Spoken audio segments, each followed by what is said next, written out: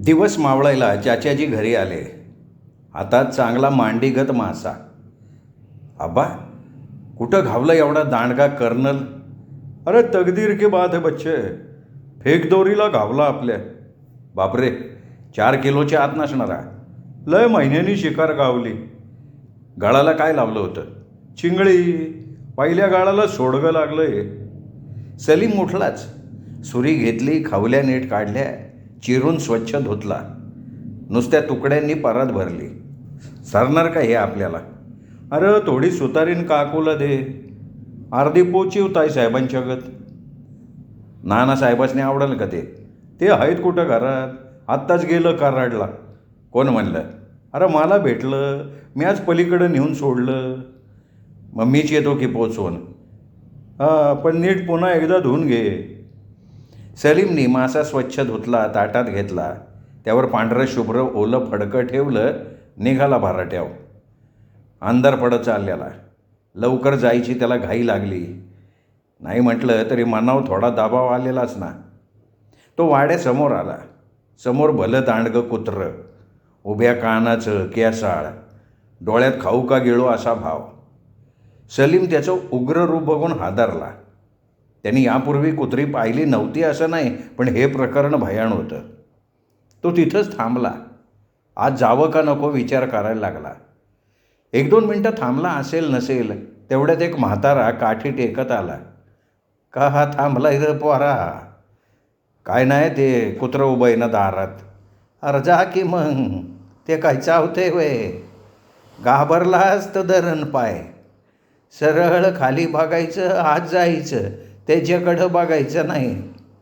पण चावायचं नाही ना? चल बेदरट कोटला, मी सोडतो आत नेऊन. शिक्या मुसलमानाचा ना रे तू? वय घे. तो खास राजेशाही बांधणीचा वाडा सलीम बघतच राहिला. निवडक चिरा डोळ्यात भरत होता. त्याचा भक्कमपणा नजरेतनं हालत नव्हता. आत भला दांडगा चौक, त्यात भरभक्कम फरशी घातलेली, मधी झुलणारा चौपाळा, सगळं स्वच्छ लखलखीत. दाराव पडदं, भिंतीव वाघ हरणाची मुडगी, सगळ्यात मध्यभागी महादजी शिंद्याचं चित्र. कडेनी 2 मोठ्या तलवारी, आत्ताच धार लावून आणल्यासारख्या. कोण पाहिजे? हेमाची आईच बाहेर आली. त्या लालबुंद गजगजीत पण शालीन बाईकडे सलीम बघतच राहिला. हे मासं दिलेत आमच्या आबांनी. कुणाचा रे तू? मी सिकंदर चाच्याचा. अच्छा अच्छा, सलीम नाही का तू? हां, सलाम बाईसाहेब. बाईंनी हेमाला हाक मारली. ते आतूनच ओरडली, मला वेळ नाही आहे यायला. अगं हेमा, बाहेर येऊन तरी बघ कोण आलंय. मी तुला सांगितलं नाही मी अभ्यास करते. बरं बाई. सलीम, बाई सांभाळ. अहो हा मासा. रखमा, रखमा जरा इकडे ये. रखमा धावत आली. माशाचं ताट घेऊन धावत गेली. सलीम अवघडल्यागत बसून राहिला. असला विचित्र अनुभव हेमाच्या दारात येईल असं त्याला वाटलं नव्हतं. तिची आई मात्र प्रेमळ वाटली. एका प्लेटमध्ये खोबऱ्याची बर्फी घेऊन आली. घे. हां, अरे हेमाने केली आहे. अहो कशाला आईसाहेब? घे रे. आईसाहेब त्याच्या समोरच्या गादीवर बसल्या. त्याला अगदी अवघडल्यासारखं झालं. हेमासारखं कौतुक करत असते तुझं. हा, पण नानासाहेबांना आवडत नाही म्हणे तिने मला भेटलेलं. अरे आम्हाला आमच्या घराण्याचे रिवाज पाळावे लागतात बाळा. तुझे वडील नावेचा धंदा करतात ना? वय. आणि आई? आई वारली माझी. ऐकलं आणि आईसाहेब अस्वस्थ झाल्या. विषय बदलत म्हणाल्या, रखमा अगं चहा आण. त्यांनी 2 तुकडे संपवले. पाणी प्यायला हात जोडले. फार झालं आईसाहेब, आता नको. अरे चहा घे बाबा. चहा घेऊन सलाम करून सलीम निघाला. तशा आईसाहेब म्हणाल्या, अरे असा मोकळा कुठे निघाला आहेस? ताट घेऊन जा. आणि हे बघ, हे मला जरा समजावून सांग. म्हणा पप्पांचं मन दुखावू नको. हेमा काय आजारी आहेत का? नाही रे, ती अभ्यास करते. बरं, मग त्यांना सांगा सलीम येऊन गेला. येऊ का? हां, ते ताट घे बाबा. ताटात फळं ठेवली होती. नवं लालसर फडकं त्यावर झाकलेलं. सलीम त्या प्रेमळ आतिथ्यानं दिपून गेला. माणसं एवढी चांगली असू शकतात या जाणीवेने तो भारावला. शांतपणे घराकडे वळला. रस्त्यावर दिवे लागले होते. एकटाच वेगळ्या नादात तो घरी येत होता. हेमा घरात असूनही का भेटली नाही त्याला समजत नव्हतं. हेमाची खंत छातीत काट्यागत सलत होती. मन म्हणत होतं, निदान मी तिच्या दारात गेल्यावर तरी तिने असं करायला नको होतं. तो आपल्याच तंद्रीत घरी आला. जेवण तयार ठेवून बाप वाट बघतच होता. अरे किती उशीर. नाश्ता केल्याशिवाय येऊनच देत ना त्या. मला माहिती होतं ते हेमा तशी नाहीच वाढणार तुला. चला जेवूया. आणि काय आईसाहेब काय म्हणल्या? लय प्रेमळ वाटली माऊली. ही काय फळं दिली त्यांनी. मोठी माणसं आहेत बाबा. आपल्या गरीबाजवळ हाय काय देण्यासारखं. वाडा केवढा आहे हो आब्बाजी. अरे वाड्यागत माणसं बी मनानं थोरली आहे. उभं गाव मानतं त्यांना उभं नाही मानत. आणि ताईसाहेब काय म्हणल्या? नाही काही नाही. मासा छान बनवला आब्बाजी तुम्ही. अरे आपली खास गावरान कला आहे ती, तुझ्या आईने शिकवलेली. आईचं नाव नाही काढलं तर चालणार नाही का हो? खा खा, त्या खाऊन झोपल्या असतील. सकाळी उठून तो आंघोळ करत होता. तोंडल्याच्या वेलीखाली सकाळचं ऊन झेलत. तर दारात 2 पाहुणे. सिकंदर चाच्याचं घर हेच आहे ना? हां, कोण पाहिजे? चाच्यालाच भेटायचं आहे. बसा तुम्ही, येतील ते. त्यांनी पाहुण्यांकडे निरखून बघितलं. दोघांनीही दाढ्या कोरलेल्या, पान खाऊन तोंड रंगलेलं, हातात एकाच रंगाच्या बॅग्स. वागणं बोलणं असं की सख्खे भाऊ वाटावेत. भिंतीला टेकून ते बसले. कपडे चढवून आलात सलीम. कुठून आला म्हणायचं? शिरंबेहून आलो. यावं म्हणलं चाच्याची गाड घेऊन. शिरंबेहून आलेत म्हटल्यावर सलीमने ओळखायचं ते ओळखलं. त्यातला एक म्हणला, तुमचं नाव काय? मी सलीम. आम्हाला वाटलंच बरं का. तुमने तो BA पास किया है ना? हां साहब. आपण कुठे असता? मी बॉम्बेला कंपनीत आहे, गोदरेजच्या. वा छान. हे बघा आले आब्बाजी. चाचाजी आलेच पाण्याची कळशी घेऊन. उभ्या उभ्याच हसले. सलाम वालेकुम.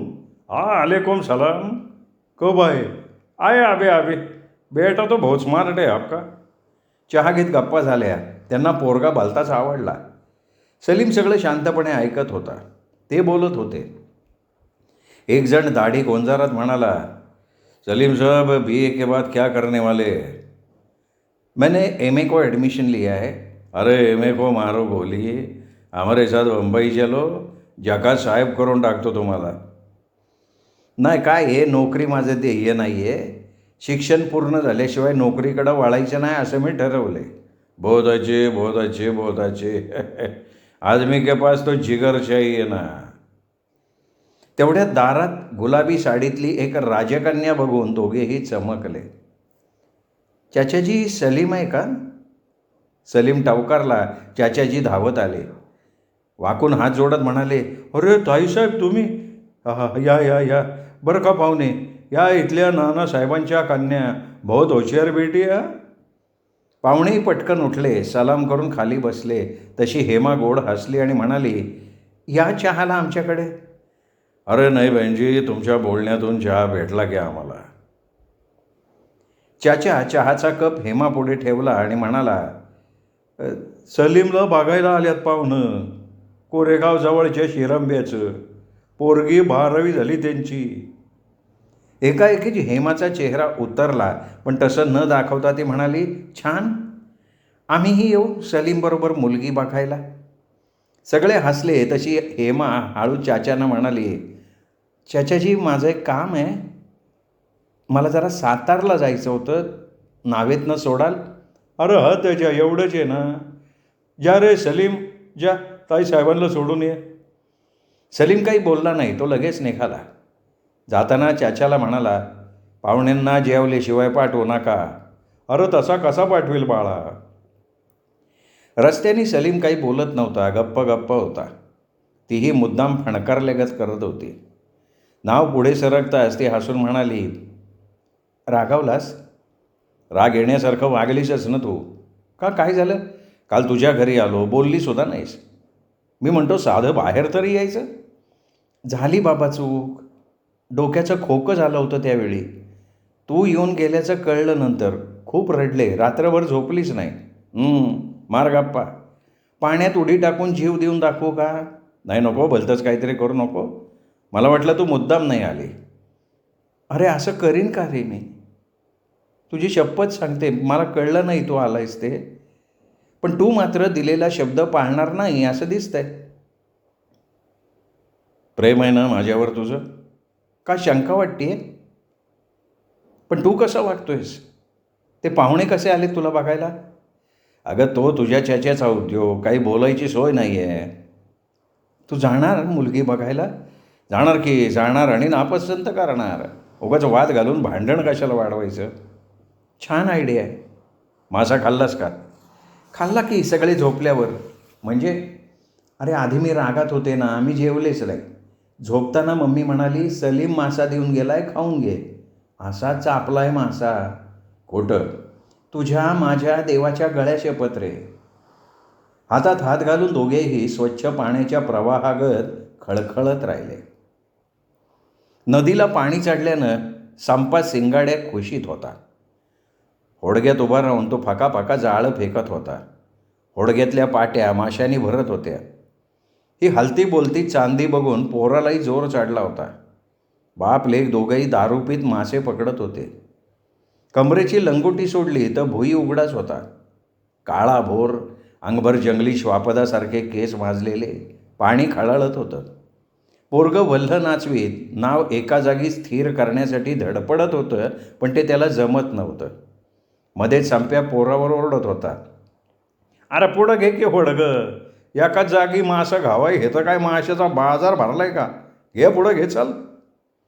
नाव प्रवाहाबरोबर खाली जायला बघत होती. पोरगा ती आवरायला बघत होता, पण प्यायल्यानं त्याचा त्याला तोल सावरत नव्हता. खेकसत चिडचिडत का होईना संपा जाळं ओढत होता. मध्ये शीळ मारत पलीकडच्या काठाला उभ्या असणाऱ्या पोराला खुणावत होता. माणसांची वाहतूक करणारा सिकंदर चाच्या सगळं लांबून पाहत होता. संपेची मस्ती उतरवण्याची संधी तो हुडकत होता, पण तशी वेळ येत नव्हती. पलीकडची 4 माणसं घेऊन चाच्या अलीकडे येत होता. एवढ्या संपा शिंगाड्याचं होडगं वरून आलं.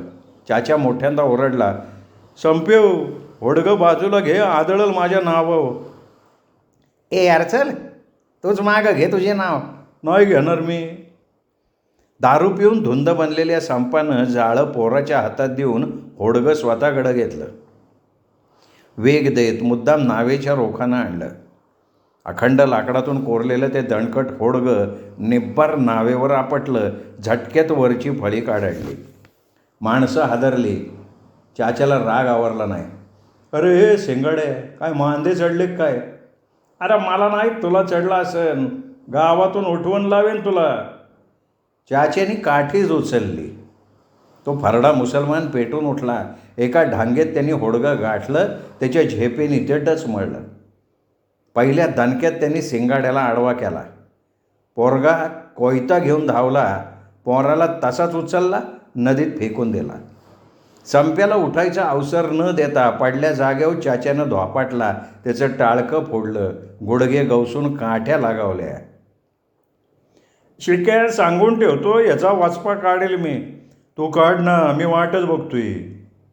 चाच्यानी त्याचा कान धरला. नट पिरगळल्यागत पिरगळला. बोल, काय म्हणला तू माझ्या पोराला? मी काय नाही म्हणलो. खोटं बोलतो का भाडव्या? कुत्र्या म्हणतोय माझ्या पोराला? काय भाकरी घालून दामला का तू? माणसं मधी पडली. नावे सकट होडगं खाली वाहत निघालं. तशी चाच्यानं संप्याला पायाला धरून उचलला, फेकला नदीत. बाप लेक शिव्या घालत होडग्याच्या मागं पवत निघाले. बांबूनं नाव कशी तरी सावरी चाच्या काठाला आला तेव्हा त्याला घाम सुटला होता. माणसं त्याची ती अचाट ताकद बघून अवाक झाली होती. घाटावर नाव बांधून चाच्या तिथंच बसला. विडी काढली. गारठ्याची चवीनं ओढली. आलेल्या लोकांना म्हणाला, आज धंदा बंद आहे. का हो? तब्येत खराब आहे. माफ करो भैया, मुझे सताओ मत. माणसं येत होती, विचारून जात होती. चाचा डोंगरागत बसून दाढी कुरवळत होता. एव्हाना दोघांच्या झटापटीची बातमी गावभर पसरली होती. बघणाऱ्या धापास डोळ्यांनी बातमी फुगवली. त्याच्याची नजर नदीच्या पात्रावर फिरत होती. चक्राकार फिरणारं ते होडगं बघून तो हसत होता. बाप लेक होडग्याला लोंबकळत होते. त्यांच्या धडपडीनं ते उलटलं होतं. नारळ तरंगावा तसं ते तरंगत होतं. 400-500 रुपयाच्या माशाची वाट लागली होती. नदीला चिकटून बसलेलं गाव जणू सगळी गंमत लांबून बघत होतं. होडगं घेऊन धडपडत बापलेक बाहेर आले. तिथंच काठाला होडगं लावून रिकाम्या हातानं परत फिरले. चाचा घाटावरच थांबलेला बघून दोघं हादरले. हा पिसाट माणूस पुन्हा अंगावर येईल या भीतीनं एकमेकांना खुणा करत चाच्याची नजर चुकवत पळाले. उडती बातमी समजलेला एक रेकामट्याकडा चिकटला चाच्याला. नव कशावरनं झाली मारामारी? कोणाची? ते तुमची आणि संपेची. कोण म्हणलं तुला? नाही, माणसं म्हणत होती घाटावर धराधरी झाली म्हणून. बरं मग? तेच ना, मग कशावरनं झाली भांडणं? का बरं? गावची पाटीलकी आली का तुमच्याकडं? का गावातला न्हावी पाळाला? नाही, आपलं सहज विचारलं. चला जरा काम हे पलीकडं. मजा की पवत का पवायला बी येत नाही? नाव नाही जाणार वे. जाईल पण 4च्या मोरं. तर वर ये जा, एक झोप काढून ये. सटाकला पिशवी सावरत खोळा. चाच्या पोराची वाट बघत होता. शिक्षणासाठी रोज पोरगा सातारला जात होता. अजून कसं येईना म्हणून चाच्या चिंतेत. दूरवर नजर खिळवत पोराचा अंदाज घेत होता. घाटावर धुणं धुणाऱ्या पोरीच्या हातात घड्याळ दिसलं तसा चाच्या तिथंच वारडला. किती वाजले ग? 3. 10 मिनटं कमीच आहे ती. चाच्या उठला आणि तडक अण्णा जमादारच्या हॉटेलात शिरला. कडक चहा घशाखाली ढकलला. कंटाळा कुठल्या कुठं पाळाला. वेळ घालवायचा म्हणून त्याने उगीचच पेपर चाळला. बराच वेळ बसून राहिल्यावर उठला. नावेत चढला तसा ताटकळलेल्या माणसांचा घोळका पळत आला. चाच्याने आरामात पैसे गोळा केले. पुन्हा एक बिडी फुकली. 2-4 गिऱ्हाईकांची चौकशी केली. जुनी देणी पण जाग्यावर वसूल करून टाकली. मग निघाला आरामात नाव ढकलत. मध्येच त्याला पांढऱ्या शुभ्र कपड्यातला आपला पोरगा आणि निळ्या रंगाच्या साडीतल्या ताईसाहेब दिसल्या तसा त्याने नावेचा वेग वाढवला. जीव खाऊन चिखलात बांबू रोवत तो नाव झपाट्यानं पुढं ढकलायला लागला. लांबूनच पोराला हात केला. पोरानेही हात हलवला. पाणी भलतंच पसरलेलं. बघणाऱ्याचा आक्कडबाज डोळं खोडून घेणारा. पाण्याचंच लेकरू असल्यागत चाच्या दिमाखात वावरत होता. एकाच फेऱ्यात त्याला 10चा तुकडा मिळाला होता. आता शेवटचा फेरा करून तो घरी जाणार होता. उशीर केला सताईसाहेब. त्या मानाने लवकर आले. सलीमला तर 1 तास बुडवावा लागला. का रे सलीम, तास का बुडवला? मग 4ची गाडी गावलीच नसती. नंतर एकदम 6ला गाडी. रात झाली असती तिथंच. माणसं कुठनं येतात एवढी काय कळत नाही. घरात थांबायला मागतच नाही माणूस. चाच्याने नाव पाण्यात ढकलली. सलीम पैसे गोळा करायला लागला. ताईसाहेबांनी पुस्तकात डोळे घातले. पर्समधून नाजूक शाल काढून अंगावर घेतली. घरी फाटक्या तुटक्या अंगाची माणसं बघतच राहिली. एक म्हातारी कौतुकानं म्हणाली, आज बाया साऱ्या माणसांच्या बरोबर ताईसाहेब बसले ती. रोजच बसते ती त्या. आजी तुम्ही आज आलायसा. माणसाला माणसात बसायचा कसला कमीपणा? सलीमचं बोलणं सगळ्यांना पटलं. अलीकडे हे पोरगं भलतंच धीड झालं ह्याची त्यांना जाणीव झाली. साऱ्यांचे पैसे गोळा झाल्यावर सलीम हळूच हेमाला म्हणाला, ताईसाहेब तुमचे पैसे. ती हसली तसा म्हणाला, बघू करू होंड्यात वसूल. चाच्याने डोळे वाटारले तसा गप झाला. एवढ्या माणसातही हेमाशी अभ्यासाबद्दल गप्पा मारत राहिला. येडच्या माणसांना उगा त्याचा घ्यावा वाटायला लागला. त्याच्या फारसा बोलत नव्हता. ससाण्यागत कुठंतरी नजर खेळवून तो कसला तरी विचार करत होता. मध्येच हेमानं सलीमला विचारलं, साहब मूड में नहीं दिखते? हाँ ऐसा लगता है. कोई चक्कर? वो समजता नहीं. माणसं आपल्याकडे टक लावून बघतायत असं बघून सलीम उठला. चाच्याजवळ गेला. हा ना इकडं, मी वल्लवतो नाव. अरे पाणी वाढले बाळा. वाढू द्यावं त्यात काय अवघड आहे. पोराच्या हातात कळक दे चाच्या घोड्याजवळ गेला. तिथं उभा राहून घाटावरची माणसं निरखायला लागला. घाटाजवळ येतात पिशव्या वजी सावरायला माणसांनी सुरुवात केली तसा चाच्या केक असला. अरे थांबा की जरा, चढताना घाय उतरताना घाय, थांबा, आधी ताईसाहेबासनी उतरू द्या, मग टाकायचे तेवढ्या उड्या टाका. लगेच माणसांनी जागा दिली. हेमा पातळ सावरत उतरली आणि सलीमजवळ काहीतरी कुजबुजून निघून गेली. चाच्याने नाव नीट बांधली. एवढं कशाला तिडं मारतंय? जापायला पाहिजे, माणसं खराब झाले आहेत. खरे बाबा, मुद्दाम सोडून बी देतील. या गावात काही जणच नाही, 12 महिने भुंगा उठलेला असतो. चांगलं करायचं का बा माहीतच नाही. तेवढ्याच समोरनं पोलीस पाटील आला. चाच्यानी त्याला सलाम ठोकला. डोळे वाटारत पाटील गरजला. एवढी मस्ती चांगली नाही चाच्याची. काय झालं पाटील? अरे त्या शिंगाडीचा जीव गेला असता तर केवढ्याला पडलं असतं प्रकरण. पण माझी काही चुकी नाही पाटील. अख्खी भुईआळी पेटली. मारायचं असेल तर तुम्ही तुमच्या गुणाने मारा, माझ्या जीवाला फास नका आणू. आला तसा पाटील गेला. सलीमला काय प्रकारे काही कळेना. चाच्याजी वैतागला. आईला खरं बाजूला राहतंय, खोटं पुढं जातंय. काय झालं आबाजी? त्या शिंगाड्याचे दिवस भरल्यात, चल घरी, गेल्यावर सगळं सांगतो. सारी भुई आळी दणाणत होती. दारू पिऊन फरशी कोरड नाचवत संभा भुई बोंबलत बसला होता. काय बांगड्या भरल्या काय ह्यांनी? अरे मला मारलं म्हणजे तुम्हाला मारल्यासारखं आहे. मुसलमानाचं तसं बघितलं तर एक घर गावात काय ते अख्ख्या गावाला भारी आहे का? आज माझ्यावर हात टाकला, उद्या तुमच्यावर टाकायला कमी नाही करणार. करे लय मर्यादा सोडून मागायला लागलाय तो. अरे आपण कच खातो म्हणून त्याला जोर चढतोय. त्याची जागा त्याला दाखवून दिल्यावर कशाला मुडकं वर करतोय तो? त्याला की जाऊ त्याच्या घरातनं वडून हाणू त्याला. नाही पण आधी पोलीस पाटलाच्या कानावर घालू. मी सांगितलंय त्यासने. काय म्हणले ते? ते म्हणले तुला पटन ते कर, आम्ही मध्ये पाडणार नाही. अरे मग कशाची वाट बघताय? चला घोसा. चला घरटे 4 माणसं घ्या, फार भोसकून मारून टाकू.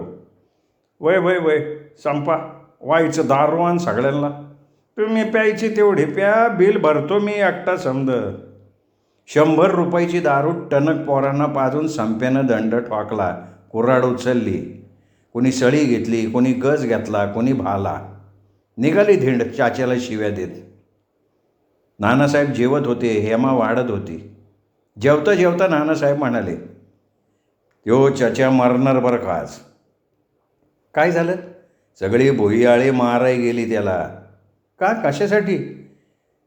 सिकंदरानं संपाला मारला म्हणे नदीत. काहीतरी झाले असेल त्यांचे कुरबुर. अहो मग भांडण भिजवायचं सोडून तुम्ही निवांत जेवताय.